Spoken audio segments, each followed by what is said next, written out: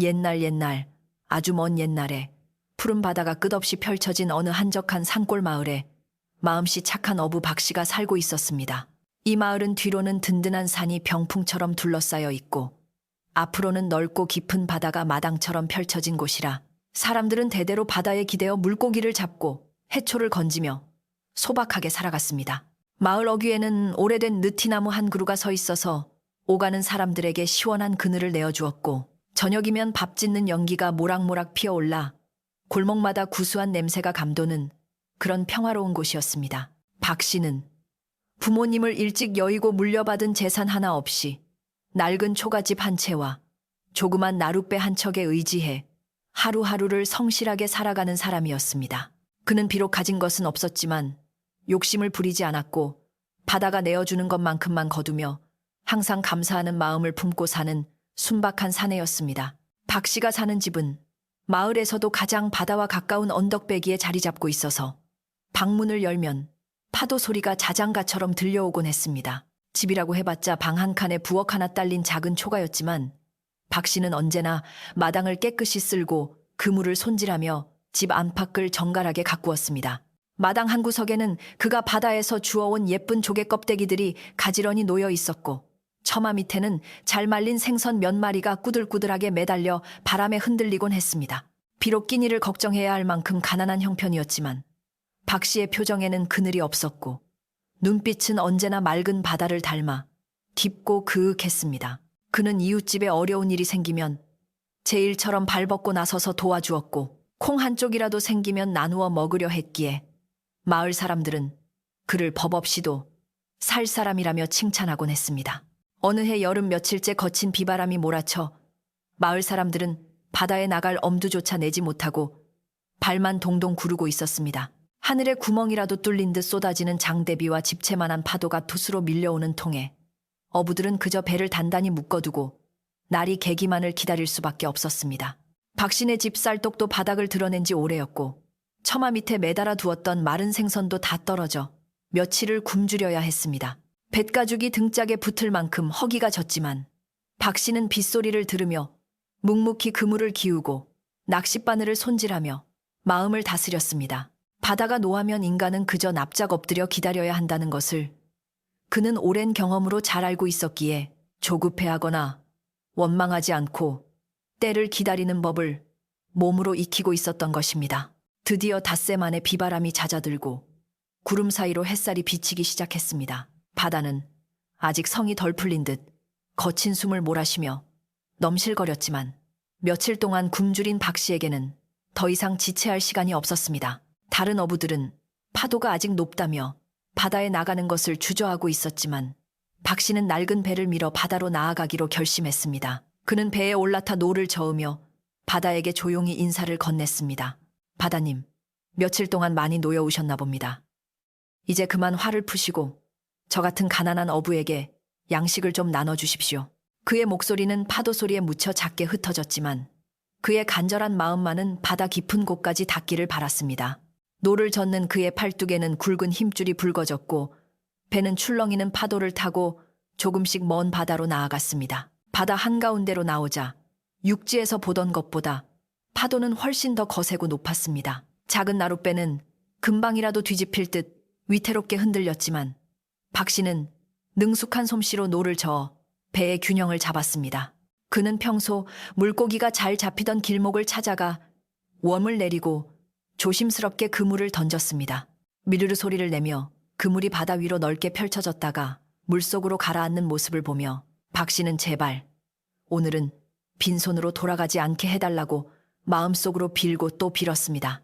며칠을 굶은 탓에 현기증이 일고 팔에 힘이 빠졌지만 그는 희망의 끈을 놓지 않고 그물줄을 꽉 붙잡았습니다. 바다 위에는 갈매기 몇 마리만이 끼룩끼룩 울며 날아다닐 뿐 사방은 온통 푸른 물결과 하늘뿐이어서 박 씨는 세상에 홀로 남겨진 듯한 고독함을 느꼈습니다. 한참을 기다렸을까 묵직한 느낌이 그물줄을 타고 손끝에 전해져 왔습니다. 평소 자잘한 물고기 떼가 걸렸을 때의 파닥거리는 느낌과는 달리 무언가 묵직하고 커다란 것이 걸려든 것 같았습니다. 박 씨의 가슴이 쿵쾅거리기 시작했습니다. 이 정도 묵직함이면 며칠 식량은 거뜬히 해결할 수 있겠구나. 그는 심호흡을 크게 한 번 하고는 전 먹던 힘까지 짜내어 그물을 끌어올리기 시작했습니다. 그물은 바위 덩어리라도 매달린 듯 무거웠지만 박 씨는 허기를 잊은 채 끙끙거리며 줄을 당겼습니다. 배가 한쪽으로 기울어질 만큼 힘겨운 싸움 끝에 드디어 물 위로 그물의 형체가 드러나기 시작했습니다. 그런데 그물 속에 들어있는 것은 수많은 물고기 떼가 아니었습니다. 그물 속에는 이제껏 본 적 없는 신비로운 빛깔을 띤 작은 거북이 한 마리가 갇혀 있었습니다. 보통의 거북이와는 달리 등껍질이 옥처럼 푸른 빛을 띠고 있었고 그 사이사이로 황금색 줄무늬가 은은하게 빛나고 있었습니다. 크기는 어른 머리통만 했지만 그 기품 있고 영롱한 자태는 마치 바다의 보물처럼 보였습니다. 박 씨는 난생 처음 보는 거북이의 모습에 놀라 잠시 멍하니 바라보다가 조심스럽게 그물을 배 위로 올렸습니다. 거북이는 그물에 엉킨 채 꼼짝도 하지 않고 있었는데 박 씨가 가까이 다가가자 고개를 들어 그를 빤히 쳐다보았습니다. 그 눈망울이 어찌나 맑고 깊은지 마치 사람의 눈처럼 슬픔과 애원을 담고 있는 듯 했습니다. 박 씨는 순간적으로 거북이와 눈이 마주치자 가슴 한구석이 찌릿해지는 이상한 기분을 느꼈습니다. 참으로 기이하게 생긴 거북이로구나. 이런 거북이는 내 평생 처음 보네. 박 씨는 혼잣말을 중얼거리며 거북이의 등껍질을 조심스레 쓰다듬었습니다. 거북이는 박 씨의 손길을 피하지 않고 얌전히 있었는데 그 모습이 마치 자비를 구하는 어린아이 같기도 했습니다. 박 씨의 배에서는 꼬르륵 소리가 요란하게 울려 퍼졌습니다. 사실 거북이는 몸보신에 좋은 식재료이기도 했습니다. 이 거북이를 고아 먹으면 며칠 동안 굶주린 기력을 회복할 수 있을 것이고 시장에 내다 팔면 꽤 큰 돈을 받을 수도 있을 것 같았습니다. 가난과 배고픔이 박 씨의 마음을 흔들었습니다. 눈앞에 있는 이 신비한 거북이가 자신의 곤궁한 처지를 해결해 줄 유일한 희망처럼 보이기도 했습니다. 하지만 박 씨는 거북이의 눈을 다시 한번 바라보았습니다. 그 눈빛은 단순히 짐승의 것이라고 하기에는 너무나 영특해 보였습니다. 마치 살려주세요. 제발 저를 집으로 돌려보내주세요라고 말하는 것 같았습니다. 박 씨는 바다에서 생명을 얻어 사는 어부로서 영물이나 기이한 생물을 함부로 해치면 안 된다는 옛 어른들의 말씀을 떠올렸습니다.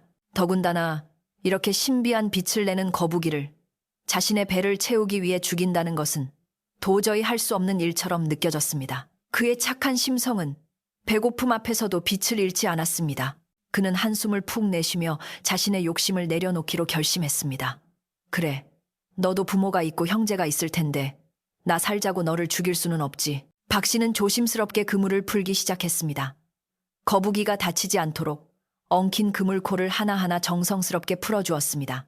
거북이는 박 씨가 자신을 해치려 하지 않는다는 것을 아는 듯 얌전하게 기다리고 있었습니다.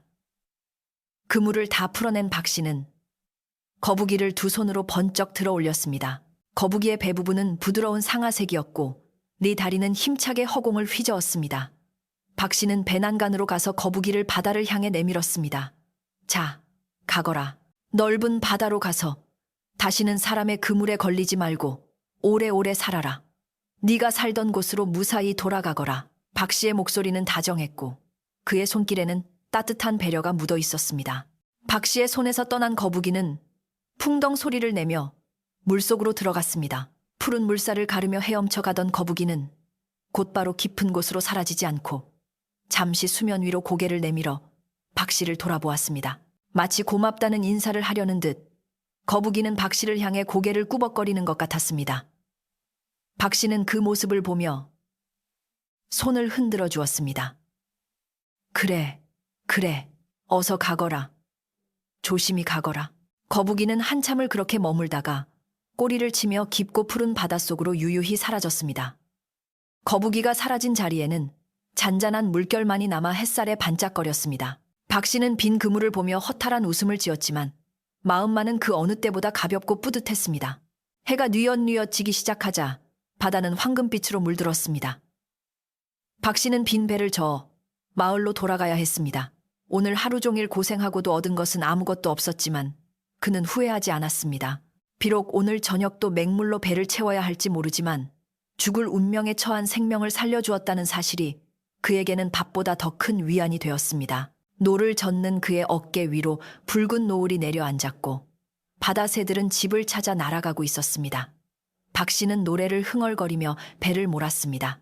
가난하지만 비굴하지 않고 배고프지만 야박하지 않은 그의 삶이 노을 속에서 아름답게 빛나고 있었습니다. 마을 포구에 도착했을 때는 이미 땅거미가 짙게 깔려 있었습니다. 다른 어부들은 이미 집으로 돌아가 저녁을 먹고 있는지 포구는 조용했습니다. 박 씨는 배를 묶고 그물을 정리하여 어깨에 메었습니다. 터벅터벅 집으로 돌아가는 길, 이웃집 담장 너머로 고소한 생선 굽는 냄새가 풍겨왔습니다. 박 씨는 침을 꼴깍 삼키며 발걸음을 재촉했습니다. 내일은 꼭 고기를 잡을 수 있겠지. 바다님이 내 마음을 아셨다면 내일은 빈손으로 돌려보내지 않으실 거야. 그는 스스로를 위로하며 어두운 산길을 올랐습니다. 집에 도착한 박 씨는 부엌으로 들어가 물 한 사발을 들이키고는 찬 바닥에 자리를 깔고 누웠습니다. 방 안에 누워 천장을 바라보는데 아까 놓아준 거북이의 눈망울이 자꾸만 눈앞에 어른거렸습니다. 그 맑고 깊은 눈빛이 마치 꿈속에서라도 다시 만날 것 같은 예감이 들었습니다. 박 씨는 피곤한 몸을 뒤척이며 잠을 청했습니다. 창호지 문 밖에서는 풀벌레 소리가 들려왔고 멀리서 파도 소리가 철썩이며 들려왔습니다. 배고픔에 잠이 오지 않을 것 같았지만 이상하게도 마음이 편안해지면서 스르르 눈꺼풀이 무거워졌습니다. 그는 깊은 잠 속으로 빠져들었고 꿈속에서 그는 다시 넓은 바다 한가운데에 서 있었습니다. 그곳은 현실의 바다보다 훨씬 더 아름답고 신비로운 빛으로 가득 찬 곳이었습니다. 꿈속에서 박 씨는 물 위를 걷고 있었습니다. 발밑에는 오색 찬란한 산호들이 춤을 추고 있었고 형형색색의 물고기들이 그의 주위를 맴돌았습니다. 그때 저 멀리서 아까 놓아준 그 거북이가 다가왔습니다. 그런데 거북이는 혼자가 아니었습니다. 수많은 바다 생물들이 거북이의 뒤를 따르고 있었고 거북이의 몸에서는 아까보다 더 밝고 눈부신 광채가 뿜어져 나오고 있었습니다. 거북이는 박 씨 앞에 멈춰 서서 사람의 말로 이야기를 건넸습니다. 은희님 감사합니다. 은희님 덕분에 저는 목숨을 건지고 무사히 집으로 돌아올 수 있었습니다. 저는 사실 평범한 거북이가 아닙니다. 꿈속의 목소리는 웅장하면서도 부드러웠습니다. 박 씨는 놀라움에 입을 다물지 못하고 그저 바라만 보고 있었습니다. 거북이는 계속해서 말했습니다. 저는 이 바다를 다스리는 용왕님의 막내 아들입니다. 잠시 바깥 세상이 궁금하여 몰래 나왔다가 그만 풍랑을 만나 길을 잃고 그물에 걸리고 말았습니다. 만약 은희님께서 저를 살려주지 않으셨다면 저는 영영 고향으로 돌아오지 못했을 것입니다. 박 씨는 자신이 구한 것이 용왕의 아들이라는 사실에 꿈속에서도 쏘스라치게 놀랐습니다. 제 아버님께서 은희님의 착한 마음에 감동하시어 작은 선물을 내리셨습니다. 부디 거절하지 마시고 받아주십시오. 거북이가 말을 마치자마자 거북이의 입에서 영롱한 구슬 하나가 툭 튀어나와 박 씨의 품으로 날아들었습니다. 그 구슬은 달빛처럼 은은하고도 신비로운 빛을 내뿜고 있었습니다. 이것은 여의주라는 구슬입니다. 은희님의 맑은 마음과 닿으면 소원을 이루어주는 힘을 가지고 있지요. 하지만 명심하십시오. 탐욕스러운 마음이 닿으면 이 구슬은 빛을 잃고 재앙을 부를 수도 있습니다. 부디 지금처럼 맑은 마음으로 간직해 주십시오. 거북이의 당부가 끝나자마자 눈부신 빛이 폭발하듯 터져나오며 박 씨의 시야를 가득 채웠습니다. 박 씨는 으악 하고 소리를 지르며 잠에서 깨어났습니다. 눈을 떠보니 방 안에는 아침 햇살이 창호지 문을 뚫고 들어오고 있었습니다. 참으로 기이하고 생생한 꿈이로구나. 박 씨는 이마에 맺힌 땀을 닦으며 자리에서 일어났습니다. 개꿈이라 하기에는 너무나 생생했고 길몽이라 하기에는 너무나 신비로웠습니다. 박 씨는 간밤의 꿈을 되새기며 마당으로 나왔습니다. 상쾌한 아침 공기가 폐부 깊숙이 들어왔습니다. 습관처럼 바다 날씨를 살피러 마루 끝에 서는데 마당 한가운데에 무언가가 반짝이고 있는 것이 보였습니다. 박 씨는 눈을 비비고 자세히 들여다보았습니다. 그것은 햇빛을 받아 눈이 부시게 빛나는 주먹만한 크기의 둥근 구슬이었습니다. 박 씨의 심장이 덜컥 내려앉았습니다. 꿈속에서 거북이가 주었던 그 여의주가 거짓말처럼 자신의 집 마당에 놓여 있었던 것입니다. 박 씨는 떨리는 손으로 구슬을 집어들었습니다.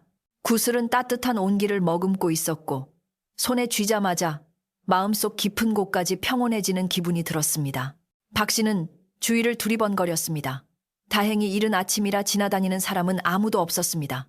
그는 재빨리 구슬을 품에 안고 방으로 들어왔습니다. 가슴이 쿵쾅거려 진정할 수가 없었습니다. 이게 정말 용왕님이 주신 선물이란 말인가? 꿈이 아니었어? 박 씨는 구슬을 방바닥에 내려놓고 절을 올렸습니다. 용왕님, 감사합니다. 이 미천한 어부에게 이런 귀한 보물을 주시다니요. 말씀대로 욕심 부리지 않고 소중히 간직하겠습니다. 구슬은 박 씨의 방안을 환하게 비추며 마치 그의 말에 대답이라도 하듯 부드럽게 빛의 강약을 조절했습니다. 이제 박 씨의 삶은 어제와는 완전히 다른 방향으로 흐르게 될 참이었습니다. 하지만 박 씨는 몰랐습니다. 이 작은 마을에는 비밀이 오래가지 못한다는 것을요. 그리고 큰 복은 언제나 시기심이라는 그림자를 달고 온다는 사실을 말입니다. 박 씨네 집에서 새어나오는 기이한 서광을 언덕 너머에 사는 욕심쟁이 최 부자가 우연히 목격하고 말았던 것입니다. 최 부자는 아침 산책을 하던 중 박 씨네 초가집에서 뿜어져 나오는 신비한 빛을 보고 걸음을 멈췄습니다. 저게 무슨 빛이지? 저 가난뱅이 박 씨네 집에서 저런 빛이 날 리가 없는데? 최 부자의 가늘게 찢어진 눈이 번들거기 시작했습니다. 그의 머릿속에는 이미 박 씨가 무언가 엄청난 보물을 숨기고 있다는 의심이 독버섯처럼 피어오르고 있었습니다. 마을의 평화로운 공기 속에 탐욕의 냄새가 서서히 스며들기 시작했습니다. 박 씨는 떨리는 손으로 여의주를 비단 보자기에 싸서 장롱 깊숙한 곳에 조심스럽게 갈무리했습니다. 밖에서 누군가 엿보고 있을지도 모른다는 생각에 문을 걸어 잠그고도 마음이 놓이지 않아 몇 번이나 문고리를 확인했습니다. 가난한 어부의 집에 감당하기 힘든 보물이 들어왔으니 기쁨보다는 두려움이 앞서는 것은 어쩌면 당연한 일이었습니다.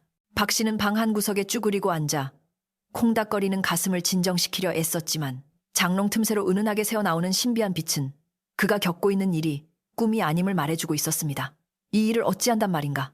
용왕님의 선물이니 귀하게 여겨야 하겠지만 남들 눈에 띄면 큰 사단이 날 것이 뻔한데 그는 혼잣말을 되뇌며 밤새 뒤척였고 여의주가 뿜어내는 온기 덕분인지 아니면 긴장 탓인지 추위도 배고픔도 잊은 채 뜬 눈으로 밤을 지새우고 말았습니다. 날이 밝자 박 씨는 여느 때처럼 그물을 챙겨들고 마당으로 나섰지만 그의 발걸음은 평소와 달리 무거웠습니다. 간밤의 신비한 체험과 장롱 속에 숨겨진 여의주 생각에 온 신경이 곤두서 있었기 때문입니다.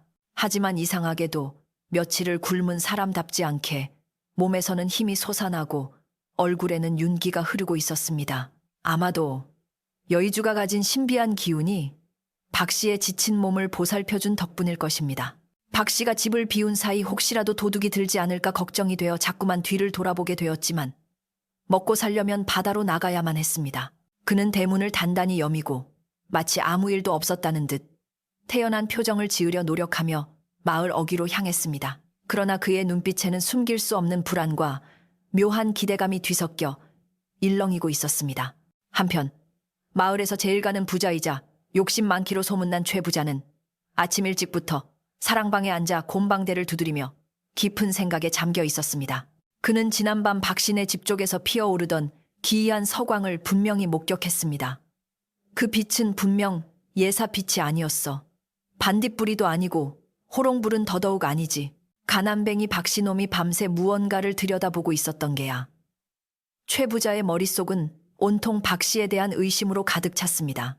그는 평소에도 마을 사람들의 숟가락 개수까지 꿰뚫고 있어야 직성이 풀리는 성격이었는데 하물며 자신의 눈앞에서 벌어진 이 기이한 현상을 그냥 지나칠 리가 없었습니다. 최 부자는 하인인 마당쇠를 불렀습니다. 너 지금 당장 가서 박씨놈 동태를 살피고 오너라. 오늘 고기를 얼마나 잡는지, 표정은 어떤지, 누구랑 만나는지 샅샅이 알아오란 말이다. 마당쇠가 불이 나게 달려나간 뒤에도 최 부자는 좀처럼 마음을 가라앉히지 못하고 방 안을 서성거렸습니다. 그의 탐욕스러운 상상력은 꼬리에 꼬리를 물고 이어졌습니다. 혹시 그놈이 바다에서 난파선이라도 발견한 게 아닐까? 아니면 조상묘에서 금덩이라도 캐낸 건가? 최 부자는 박 씨가 가난에서 벗어나는 것을 도저히 용납할 수가 없었습니다. 이 마을의 모든 부와 명예는 오직 자신만이 누려야 한다고 믿었기 때문입니다. 박 씨처럼 미천한 어부가 감히 자신보다 더 귀한 물건을 가진다는 것은 최 부자의 자존심이 허락하지 않는 일이었습니다.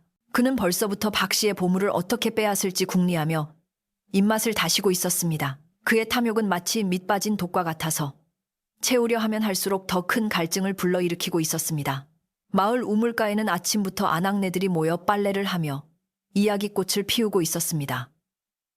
평화로워 보이는 풍경이었지만 그들의 대화 주제는 단연 박 씨였습니다. 박 씨네 집에서 어젯밤에 무지개 같은 빛이 솟아오르는 걸 봤다며?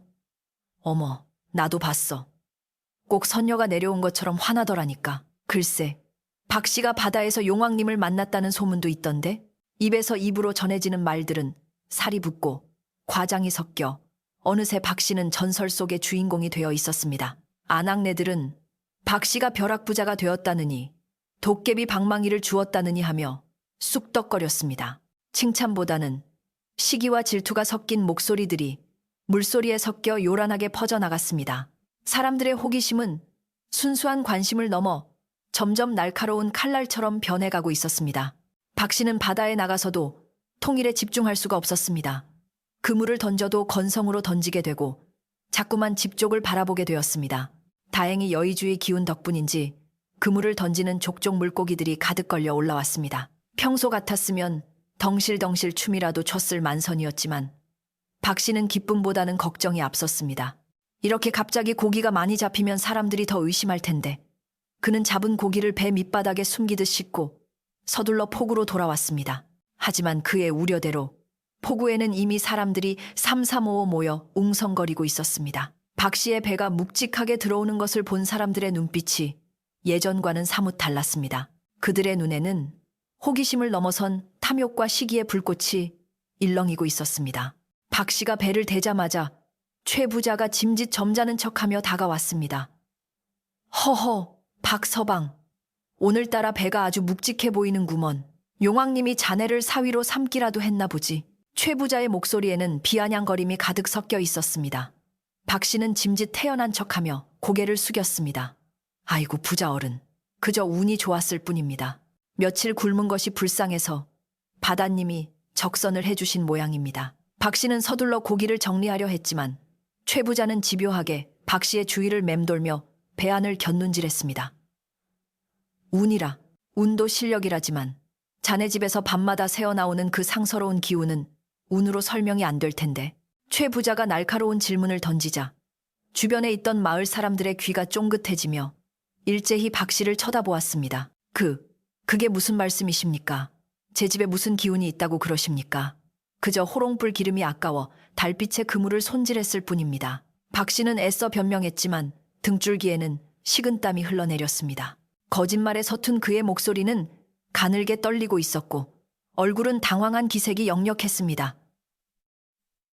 최 부자는 그런 박 씨의 반응을 놓치지 않고 비릿한 웃음을 지었습니다. 허허, 사람이 너무 겸손하면 못 쓰네. 좋은 일이 있으면 이웃과 나눠야 복이 더 커지는 법이지. 내 조만간 자네 집에 들러 막걸리나 한 잔 얻어 마심세. 최 부자는 의미심장한 말을 남기고 뒷짐을 진 채 유유히 사라졌습니다. 하지만 그가 남기고 간 말은 박 씨의 가슴에 무거운 돌덩이처럼 내려앉았습니다. 그날 저녁 박 씨의 집 앞에는 평소보다 많은 마을 사람들이 오고 갔습니다. 개울가에서 빨래하던 안악도 밭일하던 농부도 괜스레 박 씨네 집 앞을 서성거리며 담장 너머를 힐끔거렸습니다. 저기 봐. 오늘도 뭔가 훤하지 않아? 박 씨가 정말 보물을 숨겨둔 게 틀림없어. 수군거리는 소리가 바람을 타고 집 안까지 들려왔습니다. 박 씨는 방문을 걸어 잠그고 불도 켜지 않은 채 어둠 속에 앉아 있었습니다. 여의주는 여전히 장롱 속에서 은은한 빛을 뿜어내고 있었지만 그 빛이 이제는 박 씨를 옥죄는 족쇄처럼 느껴지기 시작했습니다. 이 귀한 물건이 내게는 과분한 복이었던가. 차라리 받지 말 것을 그랬나. 박 씨는 한숨을 내쉬며 머리를 감싸 쥐었습니다. 마을의 인심이 하루아침에 이렇게 변할 줄은 꿈에도 몰랐던 것입니다. 밤이 깊어 인적이 드물어질 무렵 누군가 박 씨네 살인문을 조심스럽게 두드렸습니다. 박서방, 안에 있는가? 나일세, 뒷산 밑에 사는 황 노인이야. 박 씨는 깜짝 놀라 문을 열어보니 마을에서 가장 지혜롭고 덕망이 높기로 소문난 황 노인이 지팡이를 짚고 서 있었습니다. 황 노인은 평소 말수가 적고 세상일에 관여하지 않는 분이었기에 이 밤중에 찾아온 것은 분명 예사로운 일이 아니었습니다. 박 씨는 서둘러 노인을 방으로 모셨습니다. 방 안에 들어선 황 노인은 장롱 쪽을 힐끔 바라보더니 주추 혀를 차며 자리에 앉았습니다. 자네, 큰 사단이 났구먼. 감추려 해도 감출 수 없는 것이 기침과 사랑, 그리고 보물의 빛이라네. 황 노인의 눈빛은 모든 것을 꿰뚫어 보는 듯 깊고 날카로웠습니다. 박 씨는 더 이상 숨길 수 없음을 직감하고 고개를 떨구었습니다. 어르신, 제가 어찌하면 좋겠습니까? 바다에서 우연히 얻은 이 물건 때문에 잠을 이룰 수가 없습니다. 박 씨는 그간의 사정을 솔직하게 털어놓았습니다. 황 노인은 묵묵히 박 씨의 이야기를 듣고 나서 품에서 곰방대를 꺼내 물며 천천히 입을 열었습니다. 박서방, 옛말에 화는 복에서 생기고 복은 화 속에 숨어 있다고 했네. 자네의 착한 마음이 복을 불렀으나 그 복이 너무 크면 주위의 시기라는 화를 부르는 법이지. 지금 자네가 가진 그 여의주는 자네 혼자 감당하기엔 너무나 큰 물건일세. 그럼 제가 이 물건을 어찌해야 합니까? 다시 바다에 돌려주어야 합니까? 박 씨가 다급하게 묻자 황 노인은 고개를 가로저었습니다. 이미 세상에 빛이 드러났는데 이제 와서 돌려준다고 해결될 일이 아닐세. 최 부자는 이미 냄새를 맡았고 마을 사람들의 마음에도 욕심의 불씨가 당겨졌네. 자네가 아무리 아니라고 해도 사람들은 자네가 보물을 숨기고 혼자만 잘 살려 한다고 믿을 걸세. 황 노인의 말은 박 씨의 가슴을 후벼 파듯 아프게 다가왔습니다. 박 씨는 억울하고 답답한 마음에 눈시울이 붉어졌습니다. 자신이 욕심을 부린 것도 아니고 그저 죽어가는 생명을 살려준 대가로 받은 선물일 뿐인데 왜 이런 고통을 겪어야 하는지 이해할 수가 없었습니다. 황 노인은 박 씨의 어깨를 토닥이며 나직하게 말했습니다. 너무 원망하지 말게. 그것이 세상 인심이고 사람의 본성일세.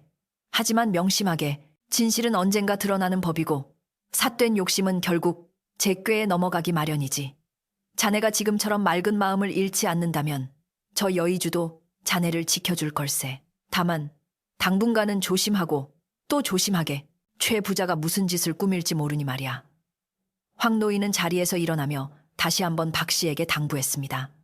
절대 흥분하거나 맞서 싸우려 하지 말게. 부드러움이 강함을 이기는 법이니 물 흐르듯 유연하게 대처하게나. 황 노인이 돌아간 뒤에도 박 씨는 한참 동안 멍하니 앉아 있었습니다. 노인의 충고가 가슴에 깊이 새겨졌지만 불안감은 쉽게 가시지 않았습니다. 밖에서는 밤바람이 거세게 불어와 문풍지를 떨게 했고 마치 누군가가 밖에서 엿듣고 있는 듯한 기분이 들어 등골이 오싹해졌습니다. 박 씨는 장롱 속에 여의주를 꺼내 들었습니다. 여의주는 여전히 따뜻하고 부드러운 빛을 내고 있었지만 박 씨의 눈에는 그 빛이 왠지 슬퍼 보였습니다. 너도 내가 겪는 이 괴로움을 알고 있느냐? 네가 나에게 복이 될지 화가 될지 나는 정말 모르겠구나. 박 씨는 여의주를 가슴에 품고 기도를 올렸습니다. 제발 이 시련이 무사히 지나가게 해달라고, 마을의 평화가 깨지지 않게 해달라고 간절히 빌었습니다. 다음 날 아침, 마을 분위기는 심상치 않게 돌아갔습니다. 최 부자가 마을 회관에 사람들을 모아놓고 박 씨에 대한 험담을 늘어놓기 시작한 것입니다. 여러분, 내 말을 들어보시오. 저 박 씨 놈이 요새 수상하지 않소? 며칠 전만 해도 굶어 죽어가던 놈이 갑자기 얼굴이 훤해지고 배에는 고기가 가득 실려오니 이게 말이 됩니까? 최 부자는 침까지 튀겨가며 열변을 토했습니다. 내가 알아보니 박 씨 놈이 며칠 전 폭풍우가 치던 날 우리 마을 앞바다에서 난파된 배의 보물을 훔쳐왔다는 소문이 있소.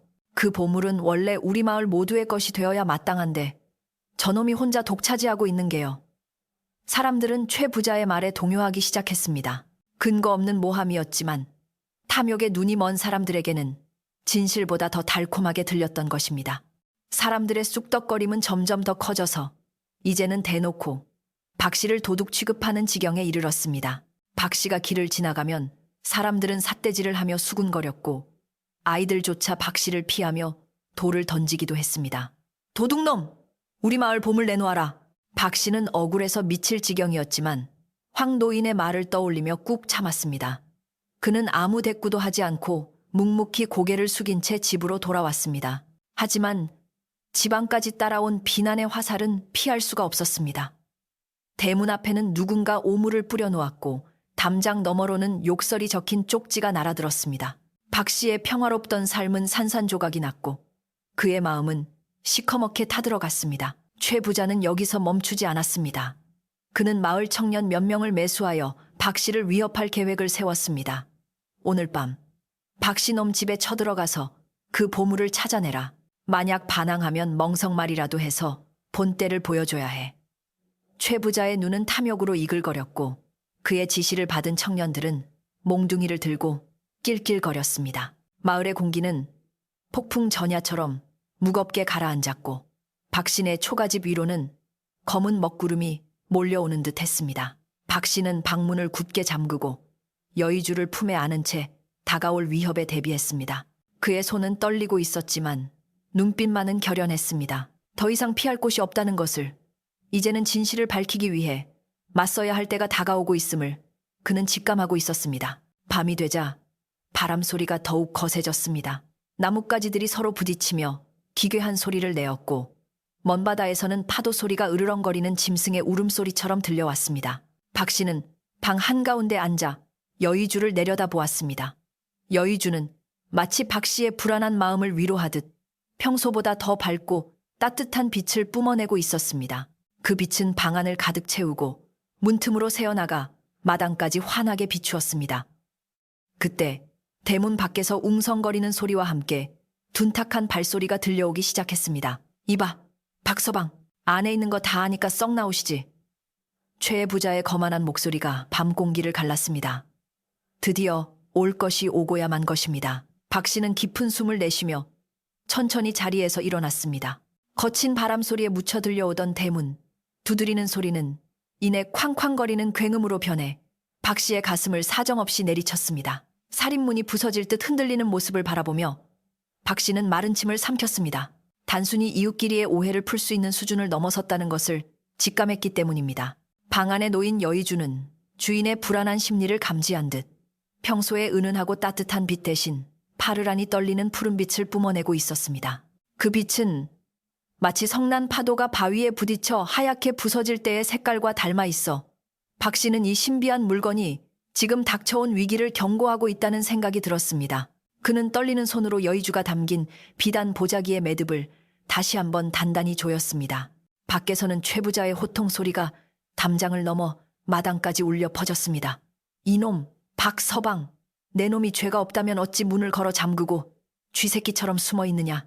썩 나와서 이 마을의 어른인 내 앞에 무릎을 꿇고 자초지종을 고하지 못할까. 최 부자의 목소리에는 탐욕과 분노가 뒤섞여 있었고 그 뒤로 웅성거리는 마을 청년들의 목소리가 합세하여 공포 분위기를 조성했습니다. 박 씨는 더 이상 피할 수 없음을 깨달았습니다. 여기서 계속 숨어 있다가는 그들이 문을 부수고 들어와 집안을 쑥대밭으로 만들 것이 뻔했기 때문입니다. 그는 깊은 한숨을 내쉬며 자리에서 일어났습니다. 다리가 후들거렸지만 억울한 누명을 쓰고 도둑으로 몰리는 것보다는 당당하게 맞서는 것이 낫겠다고 생각했습니다. 박 씨가 방문을 열고 마루로 나서자 차가운 밤 공기가 훅 끼쳐 들어왔습니다. 마당은 이미 횃불을 든 마을 사람들로 인해 대낮처럼 환했고 그림자들이 길게 늘어져 기괴한 춤을 추고 있었습니다. 최 부자는 대문이 열리기를 기다리지 못하고 담장 너머로 고개를 들이밀며 소리치고 있었고 몽둥이를 든 청년 몇몇은 살인문을 발로 차며 위협하고 있었습니다. 박 씨는 마루 끝에 서서 최대한 침착한 목소리로 말했습니다. 어르신, 밤이 늦었는데 이게 무슨 행패십니까? 제가 무슨 큰 죄를 지었다고 이렇게 다들 몰려오신 겁니까? 그의 목소리는 떨리고 있었지만 그 눈빛만은 결코 비굴하지 않았습니다. 최 부자는 박 씨가 모습을 드러내자 비릿한 웃음을 지으며 손짓을 했습니다. 그러자 청년들이 우르르 마당 안으로 밀고 들어왔습니다. 순식간에 좁은 마당은 사람들로 가득 찼고 박 씨는 도간에 든 쥐꼬리 되고 말았습니다. 최 부자는 뒷짐을 지고 거만하게 걸어 들어와 박 씨 앞에 섰습니다. 허허, 행패라니. 나는 그저 우리 마을의 안녕을 위해 도둑놈을 잡으러 온 것뿐일세.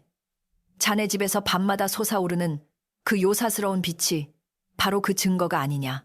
최 부자의 눈은 박 씨의 등 뒤 열린 방문 틈으로 새어나오는 푸른 빛에 고정되어 있었습니다.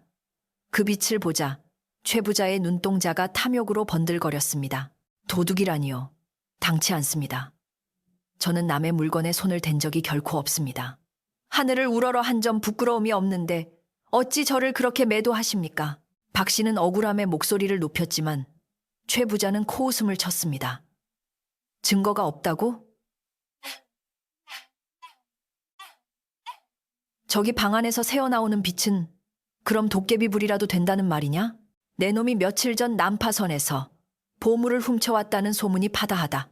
그 보물은 바다를 끼고 사는 우리 마을 전체의 것이어야 마땅하거늘 네가 감히 혼자 독차지하려 하다니.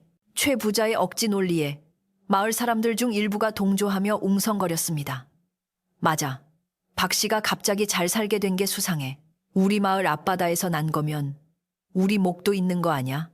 사람들의 마음속에 숨어있던 시기심과 욕심이 최 부자의 선동으로 인해 겉으로 드러나기 시작했습니다. 평소 박 씨와 형님 동생하며 지내던 이웃 김서방조차 슬그머니 눈을 피하며 최 부자의 뒤에 서는 모습을 보며 박 씨는 큰 배신감을 느꼈습니다. 가난해도 서로 돕고 살던 정이 이렇게 무참히 깨질 수 있다는 사실에 가슴이 미어지는 듯 했습니다. 박 씨는 입술을 깨물며 방 쪽을 돌아보았습니다. 방문 틈으로 새어나오는 빛은 이제 푸른색에서 점점 붉은색으로 변해가고 있었습니다. 마치 여의주가 사람들의 추악한 욕심에 반응하여 분노하고 있는 것만 같았습니다. 최 부자는 더 이상 참을 수 없다는 듯 신발을 신은 채로 마루로 뛰어 올라왔습니다. 내 놈이 순순히 내놓지 않겠다면 내가 직접 찾아내겠다. 그가 방문을 활짝 젖히자 방 안에 놓여있던 비단 보자기가 눈에 들어왔습니다. 보자기는 스스로 숨을 쉬듯 붉은 빛을 내뿜으며 수축과 팽창을 반복하고 있었습니다. 그 광경을 본 사람들은 일제히 헉 하며 숨을 들이켰습니다. 그 빛은 세상의 빛이 아니었습니다.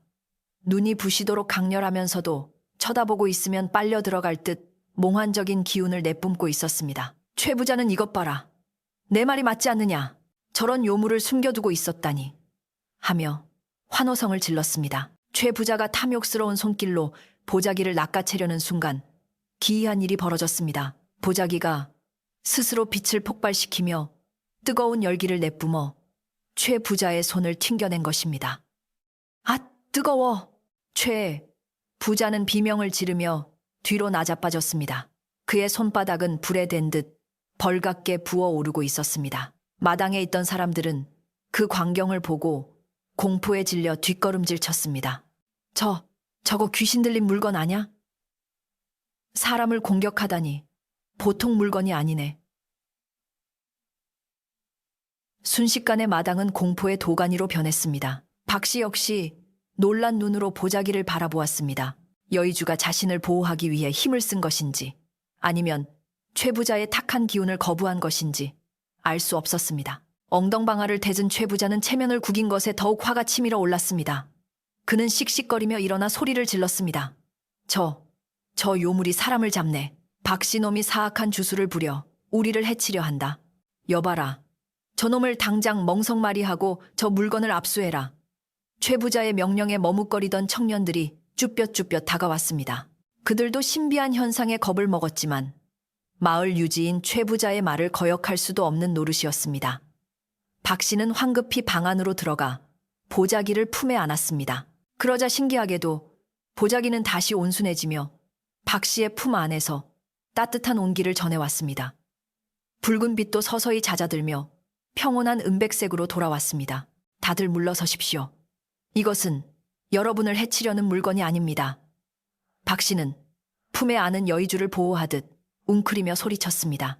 이것은 제가 바다에서 죽어가는 생명을 구해준 대가로 받은 선물입니다. 사악한 물건도 아니고 훔친 물건도 아닙니다. 제발 제 말을 믿어주십시오.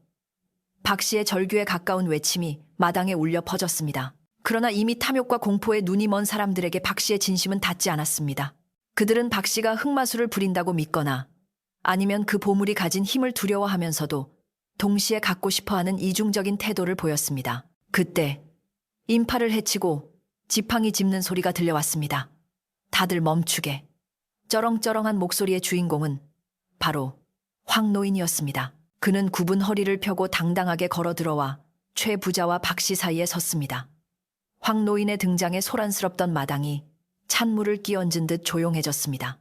황노인은 마을의 산증인이자 모든 이의 존경을 받는 어른이었기에 천하의 최 부자도 함부로 대할 수 없었기 때문입니다. 황노인은 매서운 눈으로 최 부자를 노려보았습니다. 최 부자, 자네는 밤중에 남의 집에 쳐들어와 무슨 난리를 피우는 건가? 이것이 사람의 도리라고 생각하는가? 최 부자는 헛기침을 하며 짐짓당당한 척 대꾸했습니다. 아니, 황 어르신, 저는 그저 마을의 우환을 없애고자 저 박씨놈이 괴상한 물건으로 사람을 해치려 하지 않습니까? 방금 제 손이 댄 것을 보셨지 않소? 최 부자는 부어오른 손을 내밀며 억울한 표정을 지었습니다. 황 노인은 그 손을 한번 쓱 쳐다보고는 콧방귀를 뀌었습니다. 그건 자네 욕심이 화를 부른 게지. 영물은 주인을 알아보는 법이라네. 사악한 마음을 품은 자가 손을 대면 불벼락을 맞는 것이 이치거늘 그걸 모르고 덤비다니 떼쎄. 황 노인의 뼈 있는 한마디에 최 부자의 얼굴이 불그락푸르락해졌습니다. 황 노인은 몸을 돌려 박 씨를 바라보았습니다. 그의 눈빛은 부드럽지만 단호했습니다. 박 서방, 이제 더 이상 숨길 수가 없게 되었네. 이미 세상에 빛이 드러났으니 차라리 떳떳하게 밝히는 것이 낫겠네.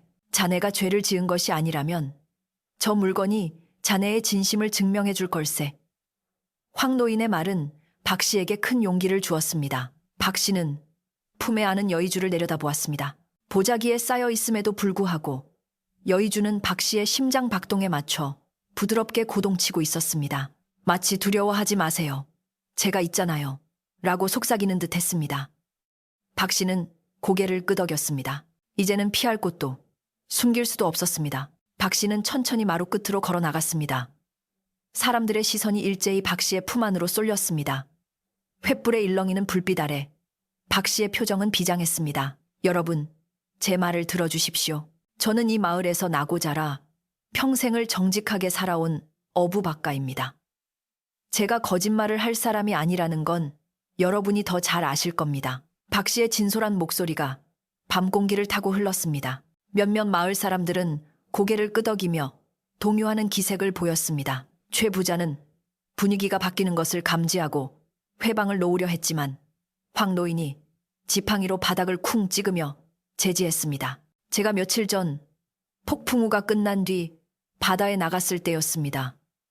박 씨는 거북이를 구해주었던 날의 이야기를 차분하게 풀어나갔습니다. 굶주림에 지쳐 있었지만 그물에 걸린 신비한 거북이의 눈망울을 보고 차마 죽일 수 없었던 이야기, 그리고 그 거북이를 바다로 돌려보내준 이야기를 하나하나 털어놓았습니다. 꿈속에서 용왕의 태자가 나타나 은혜를 갚겠다며 이 구슬을 준 이야기까지 박 씨는 한치의 거짓도 없이 모든 것을 이야기했습니다. 이야기가 진행될수록 사람들의 표정은 반신반의에서 호기심으로 그리고 점차 경이로움으로 변해갔습니다. 전설 같은 이야기가 자신들의 눈앞에서 펼쳐지고 있었기 때문입니다. 거짓말! 새빨간 거짓말이다. 최 부자가 참지 못하고 소리쳤습니다. 어디서 주워들은 옛날 이야기로 우리를 현혹하려느냐. 용왕의 아들이니 뭐니 하는 헛소리를 누가 믿겠느냐. 당장 그 보자기를 벗겨서 실체를 확인해야 한다. 최 부자의 악에 바친 고함 소리에 다시 분위기가 술렁거렸습니다. 사실 박 씨의 이야기는 너무나 환상적이라 현실감이 떨어지는 것도 사실이었습니다. 사람들은 눈으로 직접 확인하기 전에는 믿기 힘들다는 표정으로 박 씨를 쳐다보았습니다. 박 씨는 깊게 심호흡을 했습니다. 이제 남은 것은 여의주를 보여주는 것뿐이었습니다. 좋습니다. 여러분이 믿지 못하신다면 제 목숨을 걸고 이 구슬을 보여드리겠습니다. 하지만 명심하십시오. 이 구슬은 탐욕스러운 마음을 가진 사람에게는 재앙이 될 수도 있습니다. 부디 마음을 비우고 봐주시기 바랍니다. 박 씨는 경고의 말을 남기고 떨리는 손으로 비단 보자기의 매듭을 하나씩 풀기 시작했습니다. 매듭이 풀릴 때마다 보자기 틈새로 새어나오는 빛이 점점 강해졌습니다. 그 빛은 단순한 밝음이 아니라 바다 깊은 곳의 푸르름과 하늘의 별빛을 섞어놓은 듯한 영롱한 색채였습니다. 마당에 있던 횃불들이 무색해질 만큼 신비로운 빛이 주위를 감쌌습니다. 마침내 박 씨가 마지막 매듭을 풀고 보자기를 완전히 젖히자 여의주가 그 온전한 모습을 드러냈습니다. 주먹만 한 크기의 투명한 구슬 안에서는 오색, 찬란한 기운이 소용돌이치고 있었고 그 표면에는 물결 무늬가 살아 움직이듯 흐르고 있었습니다. 구슬이 밖으로 나오자마자 주변의 공기가 달라졌습니다. 훅 끼치던 밤바람은 멈추고 대신 싱그러운 바다 내음이 마당 가득 퍼져나갔습니다. 그리고 어디선가 맑은 방울 소리 같은 것이 은은하게 들려오기 시작했습니다. 사람들은 넋을 잃고 그 광경을 바라보았습니다. 그것은 인간의 솜씨로 만든 물건이 아님이 확실했습니다. 여의주는 박 씨의 손바닥 위에서 공중에 살짝 떠오르더니 빙글빙글 돌기 시작했습니다. 박 씨의 착한 마음과 공명하는 듯 여의주에서는 따뜻하고 평화로운 기운이 흘러나와 보는 이들의 마음을 편안하게 해주었습니다. 조금 전까지 살기등등하던 사람들의 얼굴에서도 도끼가 빠져나가고 대신 경외감과 감동이 자리 잡기 시작했습니다. 심지어 몽둥이를 들고 있던 청년들조차 스르르 팔을 내리고 입을 벌린 채 구슬을 바라보았습니다. 오직 최 부자만이 그 빛을 똑바로 보지 못하고 눈을 가리며 괴로워했습니다. 눈이 부셔. 저 빛 좀 치워라. 하지만 이 평화로운 광경은 폭풍 전의 고요와도 같았습니다.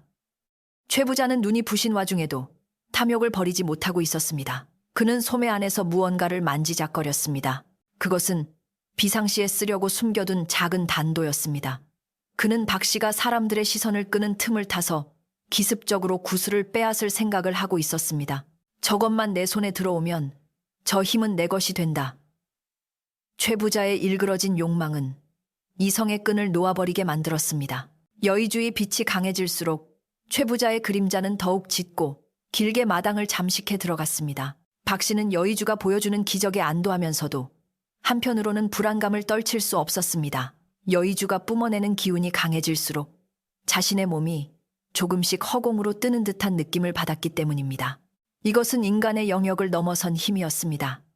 박 씨는 사람들에게 말했습니다. 보십시오. 이것이 바로 용왕님의 선물입니다. 제가 훔친 것이 아닙니다. 그의 목소리는 이제 떨리지 않았고 여의주의 기운을 받아 쩌렁쩌렁하게 울려 퍼졌습니다. 사람들은 저도 모르게 고개를 숙이거나 무릎을 꿇을 기세였습니다. 진실의 힘이 거짓된 선동을 압도하기 시작한 순간이었습니다. 그러나 최 부자는 포기하지 않았습니다. 그는 비틀거리며 일어나 박 씨를 향해 손가락질을 했습니다. 다들 속지 마라! 저건 요술이다! 저놈이 요괴와 계약을 맺은 게 분명해.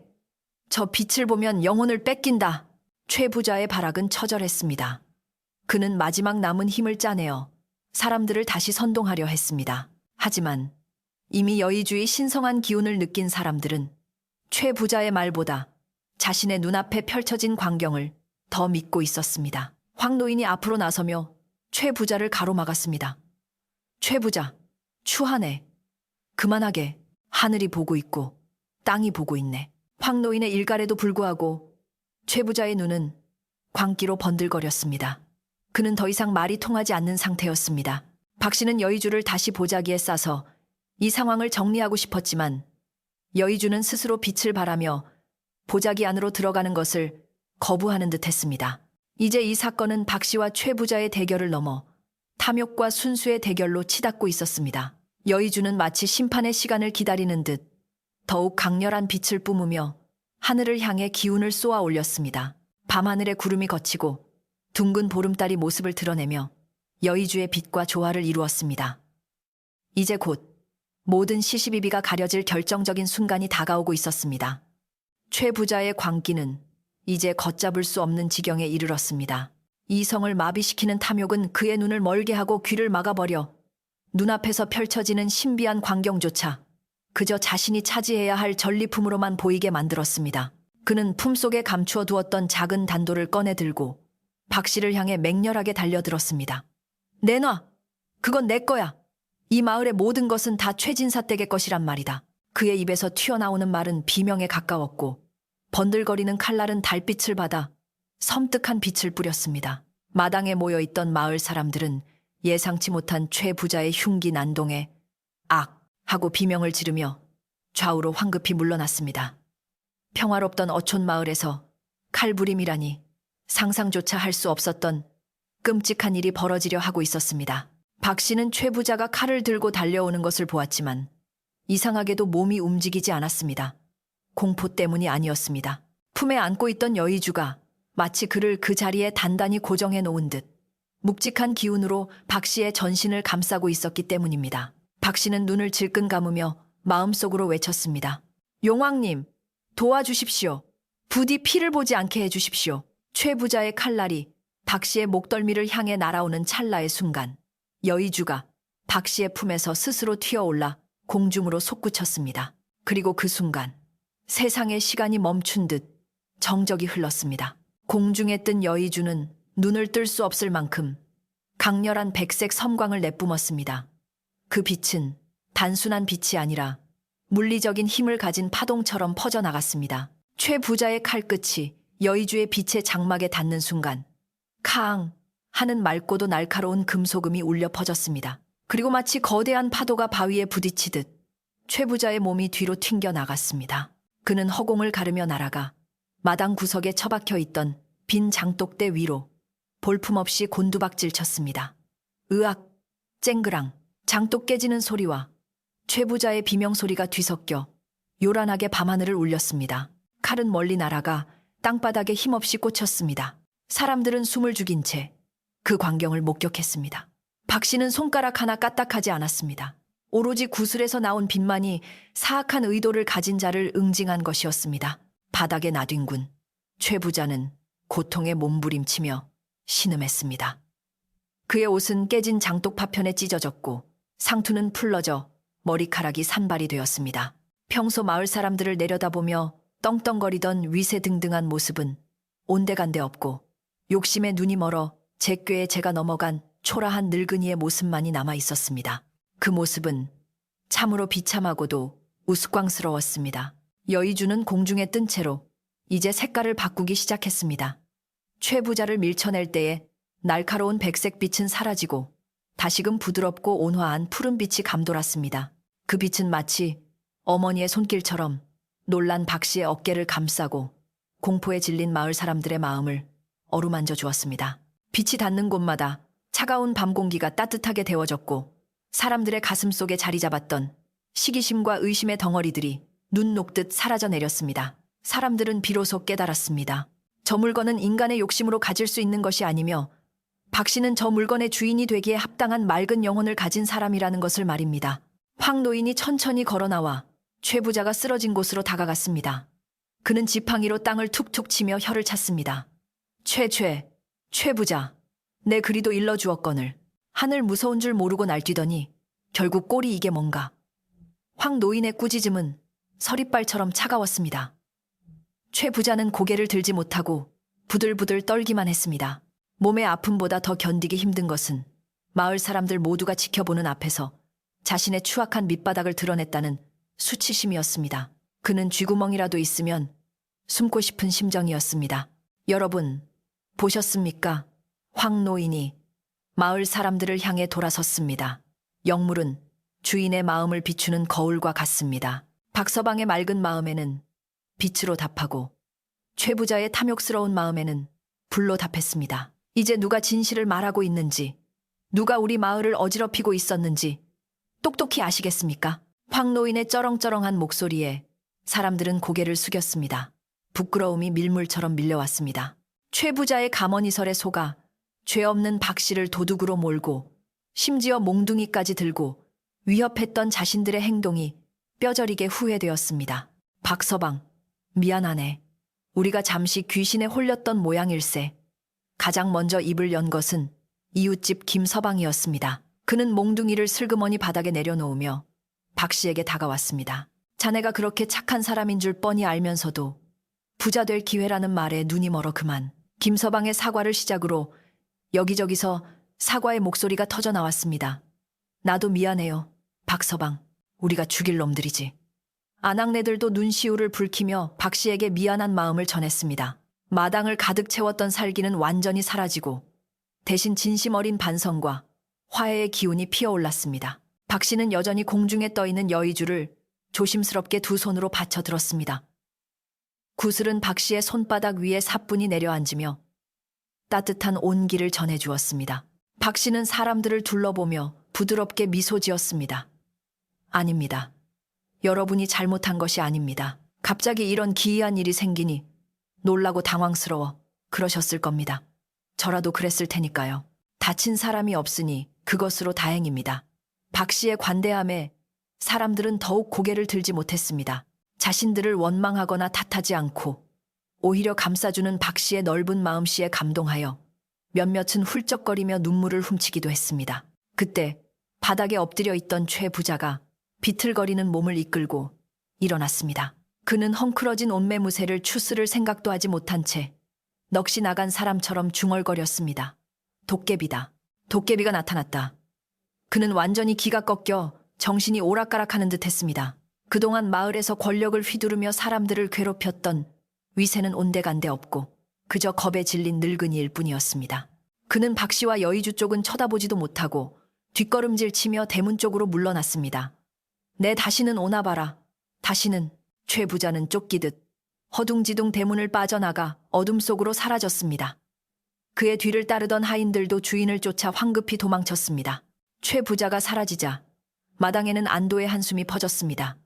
마치 무거운 먹구름이 걷히고 맑은 하늘이 드러난 것 같았습니다. 황 노인이 박 씨에게 다가와 어깨를 두드렸습니다. 박서방, 고생 많았네. 자네의 진심이 하늘에 닿아 위기를 넘겼구먼.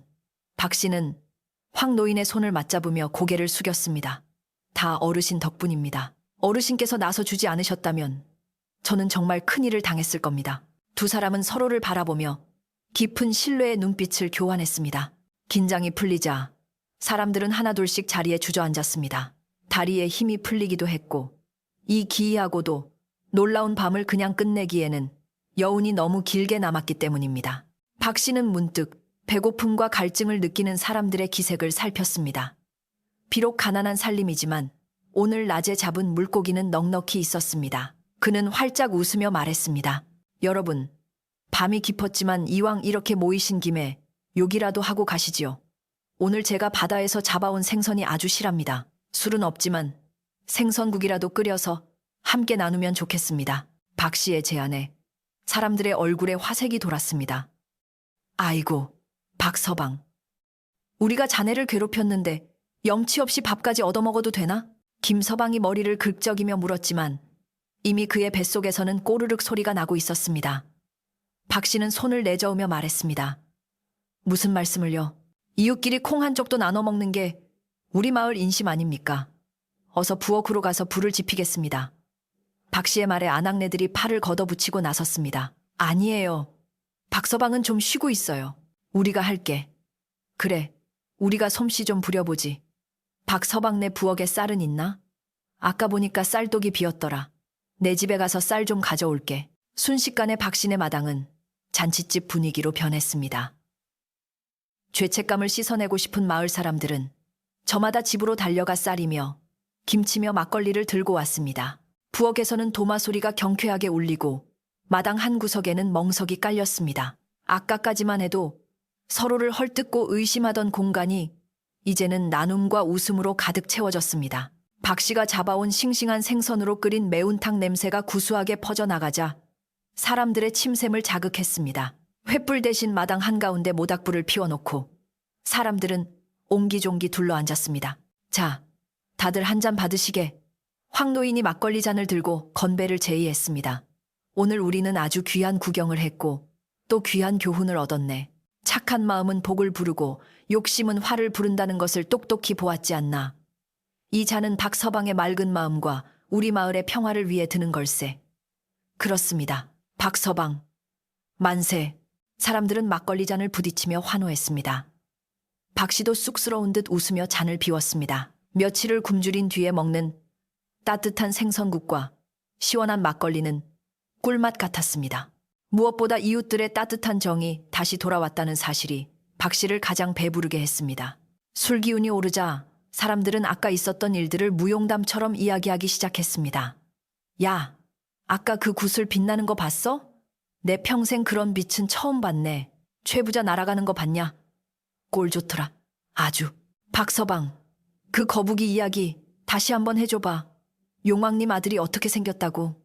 사람들은 박 씨를 가운데 앉히고 아이들처럼 눈을 반짝이며 이야기를 졸랐습니다.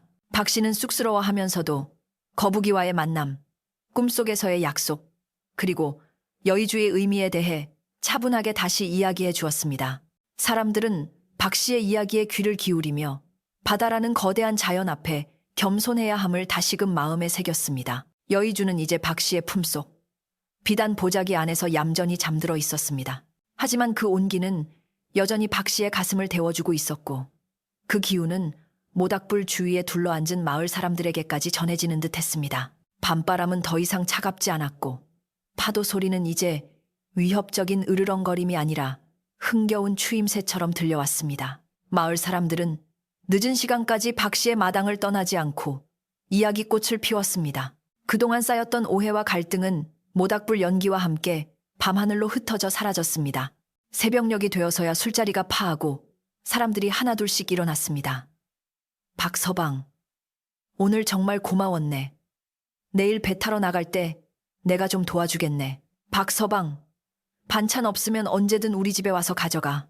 사람들은 박 씨의 손을 꼭 잡으며 작별 인사를 건넸습니다. 아까 몽둥이를 들고 왔던 청년들은 부서진 살인문을 고쳐주고 어지럽혀진 마당을 깨끗이 치워주기까지 했습니다. 모두가 돌아가고 난 뒤 박 씨는 텅 빈 마당에 홀로 섰습니다. 타닥거리는 모닥불의 불씨만이 남아 깜빡이고 있었습니다. 박 씨는 하늘을 올려다보았습니다. 둥근 달이 중천에 떠서 바다를 은빛으로 비추고 있었습니다. 그는 품속에 여의주를 꺼내 달빛에 비추어 보았습니다. 여의주는 달빛을 머금고 은은하게 빛나고 있었습니다. 고맙다. 내 덕분에 내가 살고 마을이 평화를 찾았구나. 박 씨는 여의주에게 말을 건네며 깊은 안도감을 느꼈습니다. 이제 더 이상 숨길 필요도 도망칠 필요도 없었습니다. 진실은 밝혀졌고 이웃들은 다시 그를 믿어주었습니다. 몸은 피곤했지만 정신은 그 어느 때보다 맑았습니다. 박 씨는 방으로 들어와 자리에 누웠습니다. 창호지 문 너머로 들려오는 파도 소리가 오늘은 잘했다, 참 잘했다 라고 속삭이는 것 같았습니다. 내일부터는 다시 바다로 나가야 합니다. 하지만 이제는 혼자가 아닙니다. 그를 지켜주는 여의주가 있고 그를 믿어주는 이웃들이 있습니다. 박 씨는 입가에 미소를 머금은 채 생애 가장 편안하고 깊은 잠속으로 빠져들었습니다. 폭풍우가 지나간 바다가 더욱 맑고 고요하듯 시련을 겪은 박 씨의 삶도 이제 더욱 단단하고 평화로워질 것입니다. 밤은 그렇게 깊어갔고 마을은 다시금 고요한 잠에 들었습니다. 그날 밤에 소동이 지나가고 마을에는 다시 평화로운 아침이 찾아왔습니다. 지난밤의 일이 마치 꿈이었던 것처럼 바다는 잔잔한 물결을 일으키며 햇살을 반사하고 있었고 갈매기들은 끼룩거리며 하늘을 날아다녔습니다. 박 씨는 여느 때와 다름없이 이른 새벽에 눈을 떴습니다. 몸은 비록 고단했지만 마음은 깃털처럼 가벼웠습니다. 마당으로 나가니 간밤에 마을 사람들이 함께 치워준 덕분에 깨진 장독 조각 하나 없이 말끔한 모습이었습니다. 박 씨는 깊게 숨을 들이마시며 바다 내음을 맡았습니다. 어제까지만 해도 두려움과 걱정으로 가득 찼던 공기가 이제는 희망과 활기로 가득 차 있는 것 같았습니다. 그는 부엌으로 들어가 밥을 지으며 오늘부터 시작될 새로운 날들을 조용히 준비했습니다. 박 씨가 그물을 챙겨 들고 폭우로 나가자 먼저 나와 있던 어부들이 일제히 하던 일을 멈추고 그를 반겨주었습니다. 예전 같으면 그저 눈인사나 건네고 말았을 사람들이 이제는 달려와 박 씨의 짐을 들어주고 안부를 물었습니다. 박, 서방, 잘 잤나? 어젯밤엔 정말 고생 많았네. 자네 덕분에 우리 마을이 큰 화를 면했어. 사람들의 눈빛에는 존경과 고마움이 가득 담겨 있었습니다. 박 씨는 쑥스러운 듯 웃으며 고개를 숙였습니다. 별 말씀을요. 다들 무사하니 다행입니다. 오늘도 만선하셔야지요. 그는 자신이 특별한 영웅이 된 것이 아니라 그저 이 마을의 일원으로서 제 자리를 찾은 것에 대해 감사함을 느꼈습니다. 박 씨는 여의주를 품속 깊이 간직한 채 배에 올랐습니다. 그는 여의주를 이용해 일확천금을 노리거나 호화로운 생활을 할 생각은 추호도 없었습니다. 용왕님이 주신 선물은 개인의 욕심을 채우라고 주신 것이 아니라 생명을 소중히 여기는 마음을 지키라고 주신 것임을 뼈저리게 깨달았기 때문입니다. 박 씨는 바다 한가운데로 나가 평소처럼 그물을 던졌습니다. 여의주의 기운 덕분인지 아니면 마음이 편안해져서인지 물고기들이 저절로 그물로 모여드는 것 같았습니다. 그는 욕심내지 않고 딱 필요한 만큼만 잡았습니다. 그리고 남은 물고기들은 다시 바다로 돌려보내 주었습니다. 내일 또 만나자. 고맙다. 박 씨의 중얼거림은 파도 소리에 섞여 바다로 퍼져나갔습니다. 세월이 흐르면서 박 씨와 여의주에 대한 소문은 인근 마을까지 퍼져나갔지만 아무도 감히 그것을 훔치려 하거나 박 씨를 해코지하려 들지 않았습니다. 최 부자의 몰락을 모두가 똑똑히 목격했기 때문입니다. 최 부자는 그날 밤 이후로 마을에서 자취를 감췄습니다. 소문에 의하면 먼 친척 집으로 도망치듯 떠났다고도 하고 산속 암자에 들어가 참회하며 산다고도 했습니다. 어찌되었든 욕심쟁이가 사라진 마을은 더욱 평온해졌고 인심은 더욱 넉넉해졌습니다. 사람들은 박 씨를 마을의 어른으로 모시며 크고 작은 일이 생길 때마다 그에게 지혜를 구하러 찾아왔습니다. 박 씨는 그럴 때마다 황 노인에게 배웠던 겸손함으로 사람들을 대하며 마을의 화합을 이끌었습니다. 박 씨는 여의주의 힘을 마을 전체를 위해 조심스럽게 사용했습니다. 가뭄이 들어 마을 우물이 마르면 박 씨는 밤에 몰래 우물가로 가서 여의주를 비추어 맑은 물이 솟아나게 했습니다. 또 갑작스러운 태풍이 예고 없이 닥쳐와 출어나간 배들이 위험해지면 그는 거친 비바람을 뚫고 바닷가 바위 위에 서서 여의주를 높이 들어 올렸습니다. 그러면 신기하게도 성난 파도가 거짓말처럼 잠잠해지고 먹구름 사이로 빛이 내려와 배들이 무사히 돌아올 수 있는 길을 열어주었습니다. 마을 사람들은 이것이 박 씨의 조화라는 것을 알았지만 굳이 입 밖으로 내어 떠들지 않았습니다. 그저 박 씨에게 고마운 마음을 담아 제철 과일이나 갓 지은 떡을 대문 앞에 몰래 놓고 가는 것으로 마음을 표현했습니다. 어느 해 겨울, 유난히 혹독한 추위가 몰아닥쳐 바다마저 꽁꽁 얼어붙을 지경이 되었습니다. 고기를 잡을 수 없어 마을 사람들의 살림이 궁핍해지고 백감이 떨어져 냉방에서 잠을 자야 하는 집들이 늘어났습니다. 박 씨는 자신의 집 곳간을 활짝 열었습니다. 그동안 조금씩 모아두었던 곡식과 말린 생선들을 마을 회관으로 가져가 사람들에게 골고루 나누어 주었습니다. 힘들 때일수록 서로 도와야지요. 이 겨울만 잘 버티면 곧 봄이 올 겁니다. 박 씨의 따뜻한 말 한마디와 나눔은 얼어붙은 사람들의 몸과 마음을 녹여주었습니다. 여의주는 박 씨의 선행에 감흥하여 더욱 밝고 따뜻한 빛을 내뿜었고 그해 겨울 박 씨네 집 아궁이는 불을 떼지 않아도 언제나 훈훈한 온기가 감돌았습니다. 박 씨는 늙어서도 혼자가 아니었습니다. 비록 결혼을 하여 자식을 두지는 않았지만 마을의 모든 아이들이 그의 손자요, 손녀였습니다. 저녁이면 아이들이 박 씨네 사랑방에 옹기종기 모여들어 옛날 이야기를 해달라고 졸랐습니다. 박 씨는 화로에 고구마를 구워주며 자신이 젊은 시절 만났던 거북이 이야기와 용왕님 이야기를 들려주었습니다. 얘들아, 짐승이라도 생명은 다 귀한 법이란다. 함부로 해치지 말고 베풀면 언젠가는 복이 되어 돌아온단다. 아이들은 눈을 반짝이며 박 씨의 이야기를 들었고 그 아이들이 자라 다시 부모가 되어서도 그 가르침을 잊지 않았습니다. 그렇게 박 씨의 착한 마음은 전설이 되어 대대로 이어졌습니다. 어느덧 세월은 유수와 같이 흘러 박 씨의 머리에도 하얀 서리가 내렸습니다. 검던 머리카락은 백발이 되었고 얼굴에는 깊은 주름이 패였지만 그 눈빛만은 여전히 소년처럼 맑고 깊었습니다. 박 씨는 이제 더 이상 배를 타고 먼 바다로 나갈 기력이 없었습니다. 대신 그는 날마다 바닷가 언덕에 올라가 하염없이 수평선을 바라보곤 했습니다. 그의 품속에는 변함없이 여의주가 간직되어 있었지만 박 씨는 이제 때가 되었음을 직감했습니다. 이 신비한 보물은 인간 세상에 영원히 머물러서는 안 되는 물건이었습니다. 자신이 세상을 떠나고 나면 이 물건 때문에 또다시 사람들 사이에 다툼이 일어날지도 모를 일이었습니다. 보름달이 유난히 밝게 뜬 어느 가을밤, 박 씨는 조용히 자리에서 일어났습니다. 그는 깨끗한 하얀 옷으로 갈아입고 여의주를 싼 비단 보자기를 품에 안았습니다. 집을 나서는 그의 발걸음은 느리지만 단호했습니다. 마을은 깊은 잠에 빠져 고요했고 풀벌레 소리만이 박 씨의 길동무가 되어주었습니다. 박 씨는 평생 정들었던 폭우로 향했습니다. 그곳에는 그의 손때가 묻은 낡은 나룻배가 매여 있었습니다. 그는 밧줄을 풀고 배에 올랐습니다. 노를 젓는 손은 예전처럼 힘차지 않았지만 바다는 마치 그를 기다렸다는 듯이 순조롭게 길을 내어주었습니다. 배는 미끄러지듯 밤바다 한가운데로 나아갔습니다. 육지의 불빛이 까마득하게 멀어지고 사방이 온통 바다와 하늘뿐인 곳에 이르자 박 씨는 노를 멈추었습니다. 달빛이 바다 위에 길게 황금빛 길을 만들어 놓고 있었습니다. 박 씨는 품에서 여의주를 꺼냈습니다. 수십 년을 함께 해온 여의주는 여전히 영롱한 빛을 뿜어내고 있었고 박 씨의 손바닥 위에서 따뜻하게 박동했습니다. 고마웠다. 너 덕분에 참으로 행복한 생을 살았다. 가난했지만 비굴하지 않았고 힘들었지만 외롭지 않았다. 박 씨는 마치 오랜 친구에게 이별을 고하듯 나직하게 속삭였습니다. 여의주는 마치 박 씨의 마음을 이해한다는 듯 빛을 깜빡이며 화답했습니다. 박 씨는 여의주를 두 손으로 받쳐들고 바다를 향해 섰습니다. 용왕님, 태자님, 약속대로 이 귀한 물건을 잘 간직하다가 이제 돌려드립니다. 부디 이 바다와 우리 마을을 영원히 지켜주십시오. 박 씨의 목소리는 떨림 없이 맑고 경건했습니다.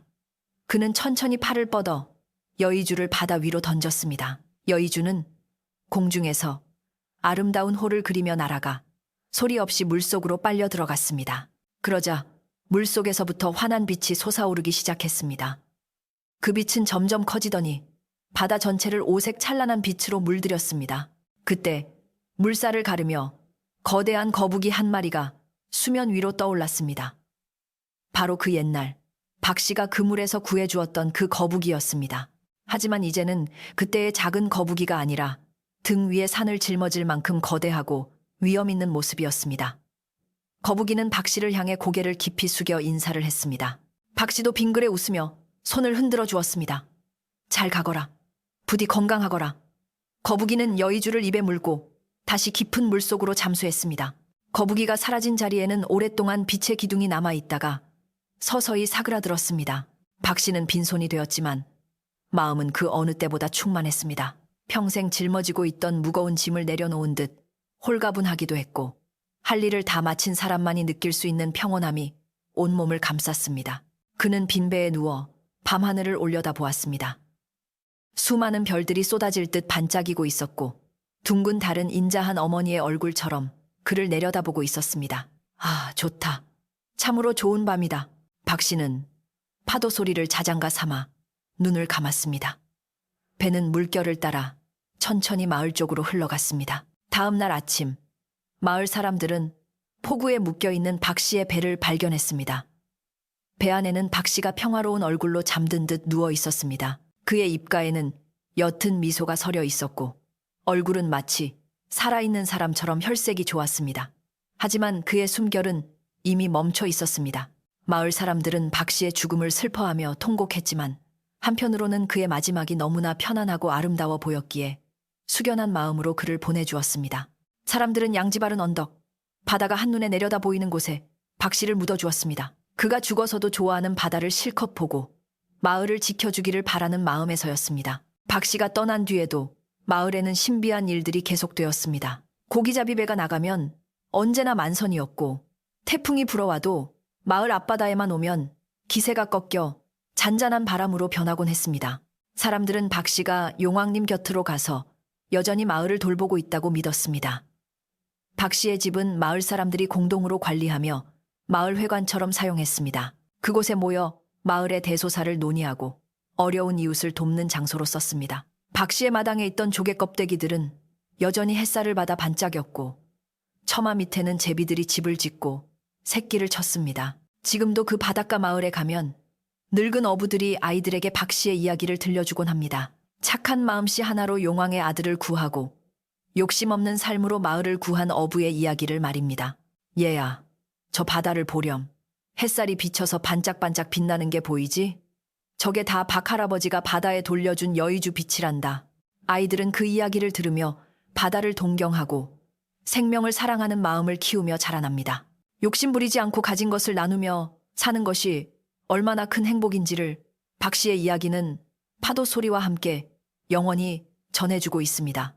밤이 깊었습니다. 창밖에는 바람이 자고 달빛만이 고요히 세상을 비추고 있습니다. 오늘 들려드린 박 씨의 이야기처럼 여러분의 마음속에도 욕심 없는 맑은 여의주 하나가 빛나고 있기를 바랍니다. 그 빛이 여러분의 꿈속을 평화롭고 따뜻하게 지켜줄 것입니다. 세상의 모든 거친 파도가 잠재워지고 고요한 안식만이 깃드는 밤이 되시기를 바랍니다. 저 먼 바다에서 들려오는 자장가 소리에 귀 기울이며 이제 편안히 깊은 잠에 드십시오. 안녕히 주무십시오.